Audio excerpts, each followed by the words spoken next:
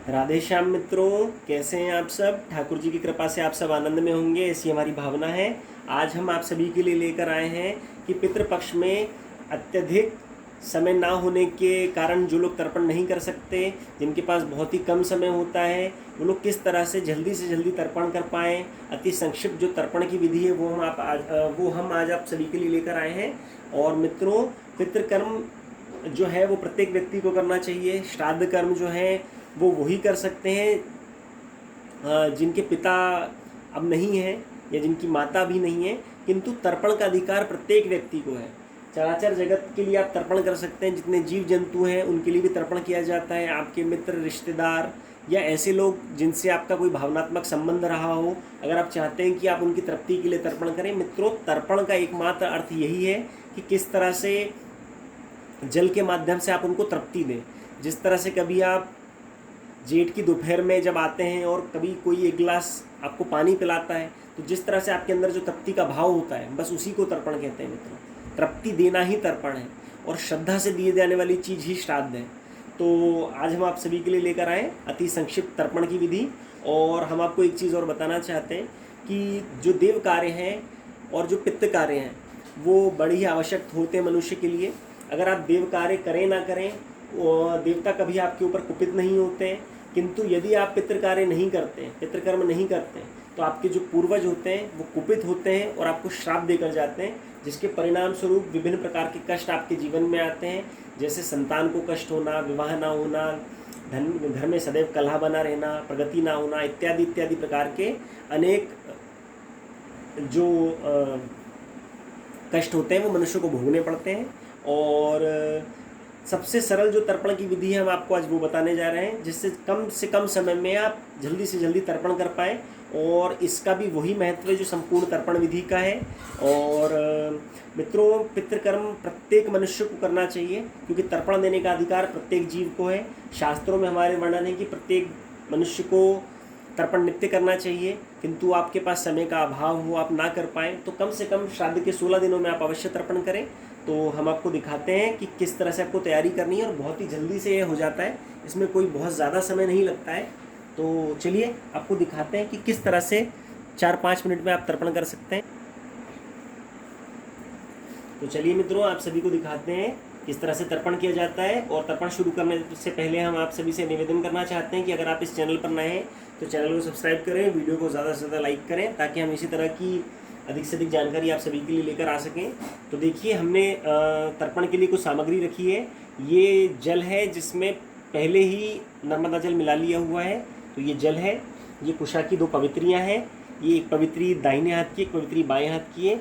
ये वो कुशा का मूंज है जिसमें पितरों को स्थान दिया जाता है, और इस कुशा से तर्पण किया जाता है। ये दोनों 3-3 कुशाओं से बनी हुई हैं।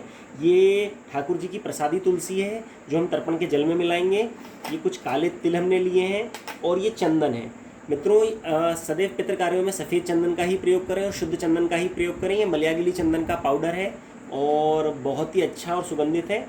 तो और इस तरह की कुछ कुशाएँ ले लीजिए पितरों को जो आपकी परात है उसको स्थान देने के लिए। ये हमने एक कांसे की परात ली हुई है। तो देखिए, ये इसको हमने इस तरह से मोड़ दिया है, और ये सामग्री को हटाकर सामग्री को हम यहाँ रख लेते हैं।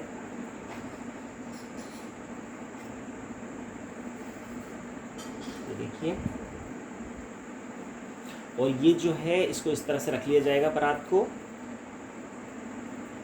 ये देखिए, और इसमें यहाँ पर थाली के मध्य में आप इसको रख लीजिए। और ये जो तुलसी जी हैं, इन तुलसी जी के छोटे छोटे थोड़े थोड़े पत्ते निकाल करके इन्हें जल में मिला लीजिए। ये देखिए, इस तरह से इन्हें मिला लीजिए। जल में चंदन मिला लीजिए और जल में तिल मिला लीजिए। बस इतनी ही तैयारी करनी है आपको। भगवान श्रीहरि का नाम लीजिए और कहिए विष्णु विष्णु विष्णु।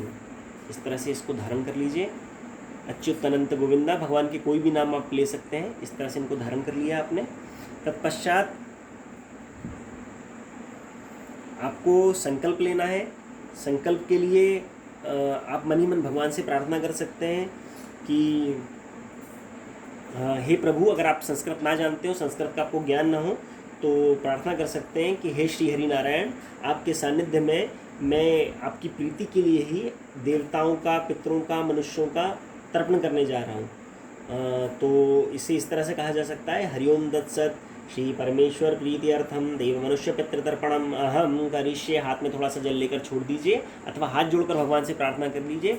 भगवान सबके हृदय की सुनने वाले हैं, तो इस तरह से आप कर सकते हैं। इसके बाद आप इसको यहाँ पर रख लीजिए। थोड़े से तिल जो हमने ले लेने थे, हम थोड़े से तिल इसी में से ले लेते हैं। थोड़े से तिल लीजिए आप और प्रार्थना करिए, ओम आगच्छन्तु मे पित्र यह इमं ग्रहन्तु जलांजलिम। इस तरह से इस पर छोड़ दीजिए। सफ़ेद पुष्प हो तो सफ़ेद पुष्प आप इस पर चढ़ा दीजिए और भावना करिए कि आपके पितृ जो हैं इस स्थान पर आकर बैठ जाएं। मित्रों, हम आपको एक आवश्यक जानकारी बताना भूल गए कि जो तर्पण है आप हमेशा दक्षिण की ओर मुँह कर ही बैठें, क्योंकि जो तर्पण होता है वो हमेशा दक्षिण मुखी होकर ही किया जाता है।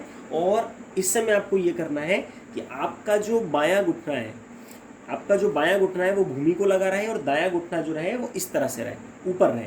तो इस तरह से बैठिए, जिस तरह से हनुमान जी को आपने देखा होगा कभी, जो ये मुद्रा है इसी मुद्रा में आप बैठिए और इस तरह से इस कुश को आप हाथ में ले लीजिए। इस तरह से हाथ में ले लीजिए और इस ऐसा सहायता से, इसकी सहायता से इसको इस तरह से रख लीजिए। और तत्पश्चात हाथ से जल इस तरफ आपको गिराना है पितृतीर्थ की मुद्रा से, और कि सातों द्वीपों पर निवास करने वाले इस जन्म के, उस जन्म के, किसी भी जन्म के जो भी मेरे संबंधी हैं, जितने जीव जंतु हैं जो निम्नतर योनियों में भटक रहे हैं, उन सभी को मैं इस जल के माध्यम से तृप्त करता हूँ। इस तरह से आप भावना कर सकते हैं। तत्पश्चात मित्रों आपको क्या करना है, अब सबसे सरल विधि, अगर आपको इतना भी नहीं करना है तो केवल आप कुशा पर पितरों को स्थान दे दीजिए और सीधे सीधे एक ही बहुत सरल सा मंत्र है, सर्वेभ्यो पितृभ्यो स्वधा नमः स्वधा तर्पयामि। तो बड़ा ही आसान है, 21 बार बस इतना ही जल देना है आपको और ये विधि पूरी हो जाएगी। देखिए, सर्वेभ्यो पितृभ्यो नमः स्वधा नमः स्वधा तर्पयामि। फिर एक बार जल लीजिए, सर्वेभ्यो पितृभ्यो स्वधा नमः स्वधा तर्पयामि। फिर एक बार जल लीजिए, सर्वेभ्यो पितृभ्यो स्वधा नमः स्वधा तर्पयामि। फिर एक बार जल लीजिए, सर्वेभ्यो पितृभ्यो स्वधा नमः स्वधा तर्पयामि। फिर एक बार जल लीजिए, सर्वेभ्यो पितृभ्यो स्वधा नमः स्वधा तर्पयामि। इस तरह से आपको 21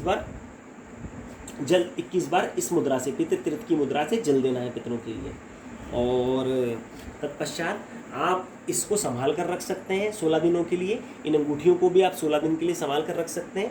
उसके बाद आपको पितरों का विसर्जन भी करना है, क्योंकि यहाँ पर आपने उनको स्थान दिया है, इस जगह पर आपने उनको स्थान दिया है, तो उनका विसर्जन भी है। बहुत ही सरल मंत्र है। अगर आपको मंत्र ना आता हो तो आप ऐसी भावना करिए कि जितने भी हमारे पितृ देवता हैं वो इस स्थान पर आकर विराजमान हुए हैं, वो अब इस स्थान को छोड़कर अपने अपने स्थान पर पधारें, ऐसी भावना कर सकते हैं। स्मृत्या च नमोक्तया तप्यज्ञ क्रियादिषु न्यूनम संपूर्णताम यादि सद्यो वंदे तमच्युतम। कि नारायण जो है वो सारी न्यून चीज़ों को पूर्ण करने वाले हैं, और तप्यज्ञ क्रिया आदि में जितनी चीज़ों में भगवान का नाम स्मरण कर लिया जाए वो सारी चीज़ें उसी से सफल हो जाती हैं।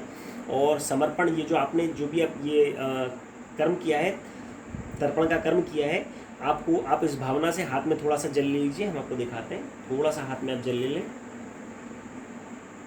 इस तरह से हाथ में जल को रखें और आप दो चीज़ें कर सकते हैं। आप ये कह सकते हैं, अनेन यथाशक्ति कृतेन देवर्षि मनुष्य पितृ तर्पणाख्येन कर्मणा भगवान पितृ स्वरूपी जनार्दन वासुदेव प्रियतान्न मम ओम तत्सत ब्रह्मार्पणमस्तु। या तो आप ये कह दें या सीधा सीधा आप ये कह दें कि कृष्णार्पणमस्तु। इस तरह से कह के छोड़ दें।